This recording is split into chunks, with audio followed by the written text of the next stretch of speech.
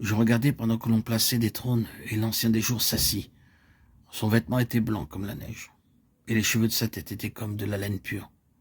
Son trône était comme des flammes de feu, et les roues comme un feu ardent. Un fleuve de feu coulait et sortait de devant lui. 1000 milliers le servaient, et 10 000 millions se tenaient en sa présence. Les juges s'assirent et les livres furent ouverts. Je regardais pendant mes visions nocturnes, et voici sur les nuées des cieux arriva quelqu'un de semblable à un fils de l'homme. Il s'avança vers l'ancien des jours, et on le fit approcher de lui. On lui donna la domination, la gloire et le règne, et tous les peuples, les nations et les hommes de toutes les langues le servirent. Sa domination est une domination éternelle qui ne passera point, et son règne ne sera jamais détruit. Daniel 7, 9, 10, 13, 14. C'était ce Messie qui devait venir. Le roi, le sauveur, le Seigneur, régnant pour toujours, avec une souveraineté universelle. Quand Pierre disait « Tu es le Messie, le Fils du vivant Dieu », tout cela était présent dans cette déclaration. C'est pour cette raison que Jésus dit « La chair et le sang ne t'ont pas révélé cela à toi. Mon Père, c'est ce que signifie le Christ, le Messie et le Fils. » Maintenant, j'ai dit cela seulement avec l'intention de raviver cette conception de la grandeur de notre Seigneur Jésus comme une aide à la vision.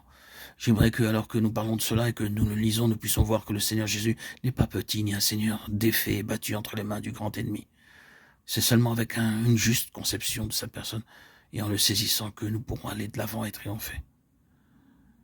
Dans la chronologie divine, la personne conduit toujours à l'église. Et moi, je te dis que tu es Pierre, et que sur ce roc, je bâtirai mon église, et que les portes du séjour des morts ne prévaudront point contre elle. Matthieu 16, 18. Pourquoi cela? Pour cette même raison. C'est son église. L'église de celui qui est l'unique, auquel le royaume est donné, et le trône devant qui toute nation se prosterneront. Et l'église est l'incarnation de la vision du Seigneur exalté. Si cela est vrai, cela implique une église grande, une église puissante. Si c'est la vision de celui qui est unique, celui du monde de la transfiguration, celui qu'Étienne et Paul ont vu, celui qui, par l'Esprit Saint envoyé du ciel, s'est incarné dans l'église. Alors quelle église ce sera? Sommes-nous familiarisés avec cette église? Avons-nous réellement saisi que ce terme même d'église signifie l'incarnation de celui qui est Seigneur sur toutes choses? Dès lors, Jésus commença à faire connaître à ses disciples qu'il fallait qu'il aille à Jérusalem. Matthieu 16, 21. Le Fils de l'homme doit être livré entre les mains des hommes. Luc 9, 44. Nous voyons alors se révéler à nous sa merveilleuse croix. J'aime cette pensée, cette idée qu'un certain écrivain a exprimée quand, parlant de Christ, il déclare régnant et gouvernant par sa croix. Il n'y a aucun doute, c'est bien cela.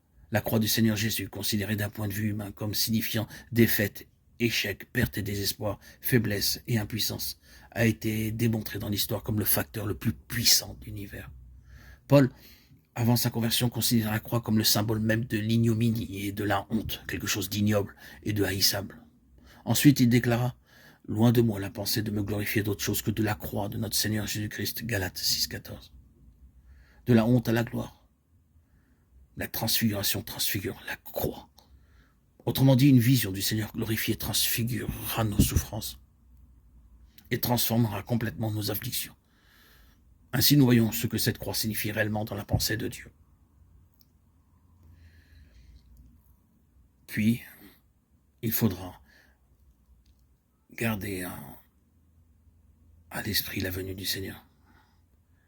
Garder cette espérance.